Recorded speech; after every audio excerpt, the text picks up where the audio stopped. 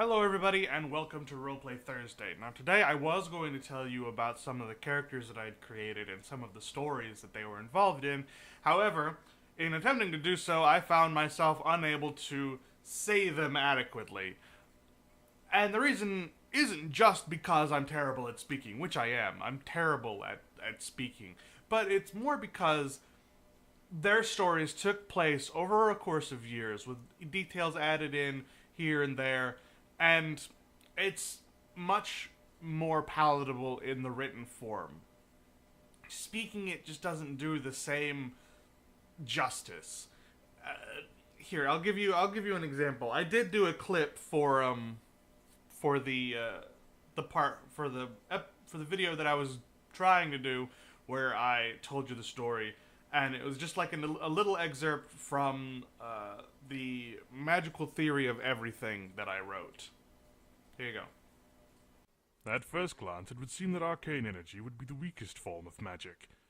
It uses only the mana that is gathered naturally within the body through constant meditation and study, or through sheer lack of lineage to being born with high tolerance to magic. Curiously, however, the common populace beyond the Temple of the Magi, the citizens and indeed the lesser beings beyond, seem to gravitate towards it. I find this perplexing, for surely the elemental magic, being both powerful and for the most part stable, would be most relied upon. With this question in mind, I left the comfort of my sacred halls and went to the people. The scholars and magicians had much to say on the matter. Arcane magic is clearly not the weak force I believed, for it can do so much with so little. Indeed, the very floating isles that make up our wonderful utopia are maintained through the powers of the arcane. The enchanted golems that keep our fair cities clean and shining, the spells that light our streets and houses at night, even the boxes that keep our homes and food cool in the summer and warm in the winter are powered through the arcane. The constant vigil our magisters keep that I once thought useless politics and pointless pandering to the public make our world function. I feel like a fool for having all these years being one of the Magi, and I did not see what was right in front of me.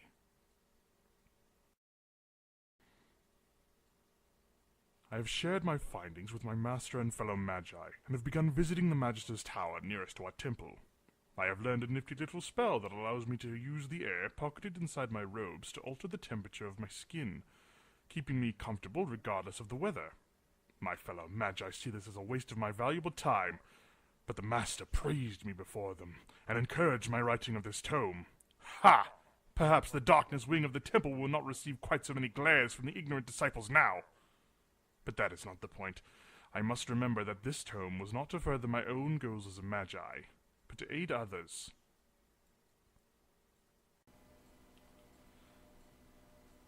So yeah, I mean that sounds alright. I mean it's much better when you read it, you know?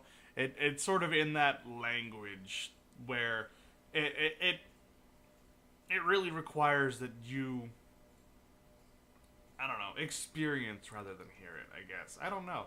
I don't know how best to describe how my stories are like that. I just can't tell them. Not nearly as well as I can write them. Maybe someone else could do it better, but I certainly can't. So instead, what I'm going to do is I'm going to tell you about how I discovered Pathfinder. I discovered Pathfinder mostly by watching the people over at Vinesauce. A long time ago, I think it might have been around 3 years ago now. Long time ago. Probably even more, actually. I don't know. But, good long time ago. The people over at Vinesauce got together and did some role-playing on Roll20.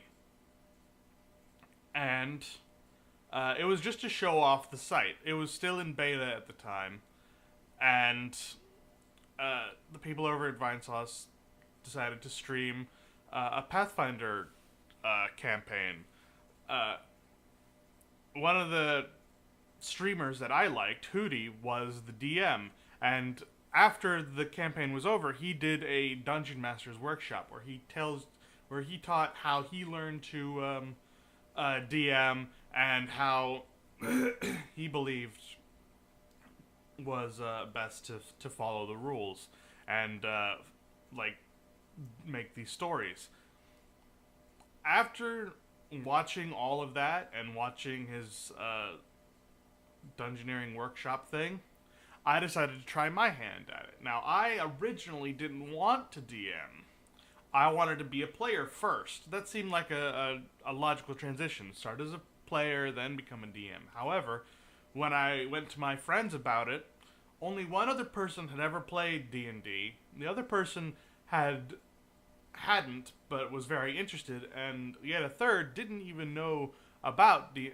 Like, the only thing he knew about D&D was all of the jokes that had been made on the internet, like the dead wives, the dead alewives thing, where like Dungeons and Dragons, Satan's game, like that. Those jokes were the only thing that he knew about D&D. He didn't know anything else about it. So I'm like, well, I mean, if none of us can DM, I guess I'll be the one to be the stupid guinea pig, and I'll try. And so I just opened up Paint, and I drew up a map, and I created some characters. I went to Google, I found some pictures, and I threw them up there, and we went. And it was clunky and clumsy. As one's first campaign tends to be when they've never played before. I don't live in a place where I could go out and I could find a group. I don't live in a place where I could go to like the city and just go around being like, I want to play D&D. I want to play D&D. Or, you know, I don't have a large number of local friends who are available to go and find someone who is interested in it for me. I live in the middle of nowhere. And my friends are all online. So Roll20 was basically the only way I was ever going to get to play D&D or similar online desktop things like that. Or tabletop things like that. Like Tabletop Simulator I thought was going to be the first time I'd ever played D&D, but it was, the physics engine is just a little bit too clunky and it's not great for actually doing that sort of long in-depth gaming like that. At least not at the time of this recording. Who knows? Maybe it'll be updated and the servers will be stronger, and I don't know. But, so I did the first time on Roll20. I did my first session, and I thought it was crap. But my friends were like, just keep trying, keep going. I mean, you're good at making stories. The only reason they even know that I'm good at making stories isn't because they've heard about all this roleplay stuff before. The only reason they know is because I met one of them through Warcraft 3 custom games, where it was where you had to basically roleplay, and you had to roleplay not just one character, but a whole group of things. Warcraft 3 is, you know, that strategy game that I played, and the custom game had you playing still as a faction, but you had to roleplay the whole faction with like all of the soldiers, all the heroes and whatnot, and make it your own. And that's basically what you did in multiplayer. So he knew I was good at making stories from that, because I was actually capable of doing that. So, you know, I kept trying at it, I kept going, and it actually created some pretty memorable moments. And from those memorable moments, more friends wanted to come in. A few friends had to go out because they couldn't keep playing. They didn't want to play with us, you know, whatever. So we interchanged some friends, we kept going, and the first campaign got completed, and they were like, great, where's the next one? And I'm like, you want me to do it again? They're like, yeah, do it again. So I kept doing it again, and again, and again, and again, and most of the time the campaigns wouldn't finish. Most of the time, I would do a campaign, and then I'd think of a neat new idea, and we were like, well, this one's kind of getting boring now. We're getting into the deep meat of the story now, where things are actually having to happen. It's no more setup, more actually doing stuff, and that part's hard, So let's just go on to the news story. And so we'd go on to the news story, we'd do that, and we'd get into the meat of it again. Sometimes we'd go past the meat of it and get closer to the climax, and then I'd have like a really neat idea, and they're like, oh my god, we gotta do that. Yes, please, drop this, do that immediately. So that's basically how I've always done D&D, at least for the past 3 to 4 years, I think. I don't know. Time isn't my strong suit.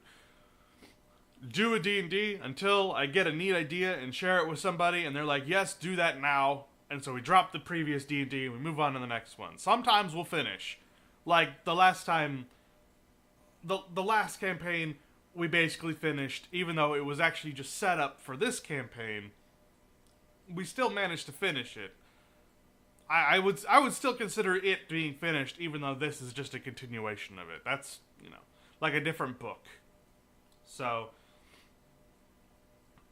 that's how I learned to do D&D. That's how I started D&D, and that basically goes all the way up to D&D today. So I will talk to you guys tomorrow. Maybe. I don't know. It depends on what I'm doing on Friday. I might just do a little skit, because honestly, I think I'm starting to come down with something and I'm getting sick. So we'll see. I'll see you guys tomorrow. Bye, everybody.